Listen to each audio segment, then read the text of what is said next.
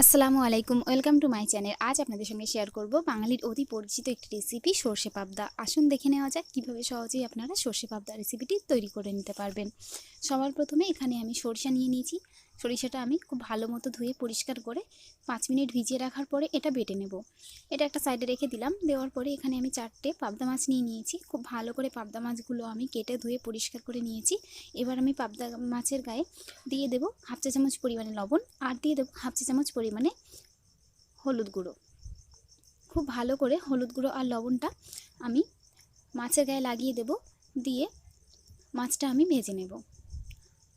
একবার এই পদ্ধতিতে আপনারা এই সর্ষে পাবদা তৈরি করে দেখবেন, খেতে কিন্তু দুর্দান্ত হয়। দেখুন, আমি এখানে সরিষার তেল নিয়ে নিয়েছি। খুব ভালো করে আমি তেলটা গরম করে নিয়েছি। এর মধ্যে আমি একে একে মাছগুলো দিয়ে খুব ভালো করে মাছগুলো দুই পাশ লাল করে ভেজে নেব। দেখুন, মাছগুলো আমার ভেজে নেওয়া হয়ে গেছে। এবার আমি মাছগুলো তুলে নিচ্ছি। এখনও পর্যন্ত আমার চ্যানেলটা সাবস্ক্রাইব না করে থাকলে অবশ্যই করে সাবস্ক্রাইব করে রাখবেন। দেখুন, মাছগুলো তুলে নেওয়ার পরে ওই তেলের মধ্যে দিয়ে দিচ্ছি 1 চা চামচ পরিমাণে কালো জিরে, আর দিয়ে দিচ্ছি গোটা একটা শুকনো লঙ্কা। খুব ভালো করে আমি এটা একটু ফোড়ন দিয়ে নিচ্ছি। ফোড়ন দিয়ে নেওয়ার পরে এর মধ্যে দিয়ে দেবো 1 চা চামচ পরিমাণে আদা বাটা। খুব ভালো করে আদা বাটাটা ভেজে নিতে হবে তেলের সঙ্গে।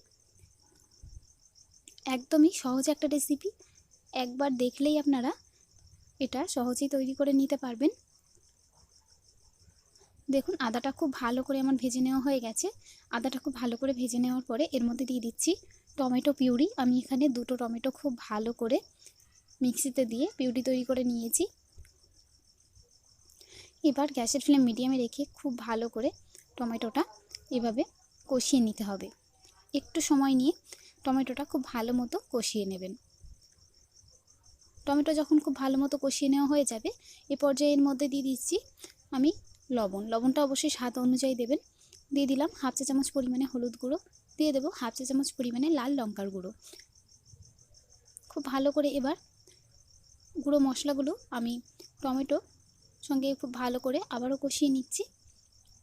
গ্যাসের ফ্লেম অবশ্যই করে মিডিয়ামে রেখে মশলাটা খুব ভালো মতো কষিয়ে নিতে হবে।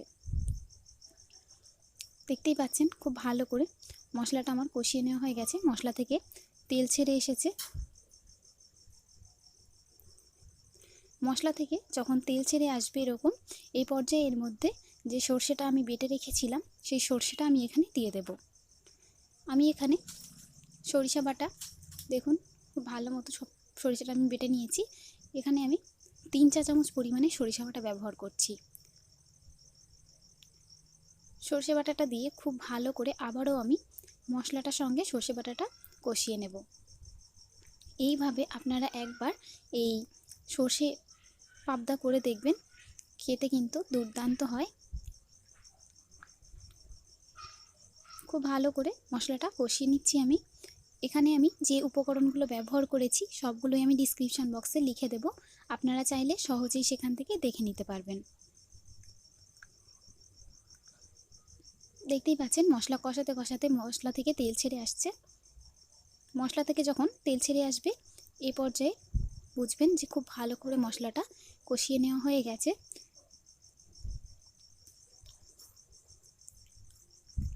মশলাটা যখন খুব ভালো মতো কষিয়ে নেওয়া হয়ে যাবে এ পর্যায়ে আমি এর মধ্যে পানিটা অ্যাড করছি। খুব বেশি পানি এখানে আমি অ্যাড করব না, 1 কাপের একটু কম পানি আমি এখানে ব্যবহার করেছি। খুব ভালো করে পানিটা দেওয়ার পরে আমি মশলাটার সঙ্গে খুব ভালো মতো মিশিয়ে দিলাম। দিয়ে গ্যাসের ফ্লেম মিডিয়াম টু হাইতে করে দেব। করে দিয়ে এর মধ্যে দিয়ে দিচ্ছি 1 চা চামচ পরিমাণে চিনি, আর দিয়ে দেব চিড়ে নেওয়া কাঁচা লঙ্কা। খুব ভালো করে যখন গ্রেভিটা ফুটে উঠবে তখন আমি এর মধ্যে একে একে মাছগুলো দিয়ে দেব। একে একে সব মাছগুলো আমি এর মধ্যে দিয়ে দিচ্ছি।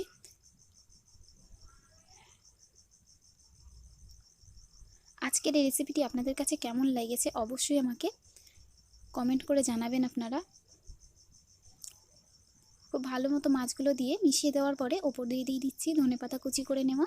ধনেপাতাটা কুচিটা দিয়ে গ্যাসের ফ্লেম আবারও আমি মিডিয়ামে করে দেব। দিয়ে এটা আমি 2 মিনিটের জন্য ঢাকা দিয়ে রেখেছিলাম। দেখুন 2 মিনিট পরে আমি ঢাকা খুললাম, দেখতেই পাচ্ছেন পাবদার সর্ষে কিন্তু রেডি হয়ে গেছে।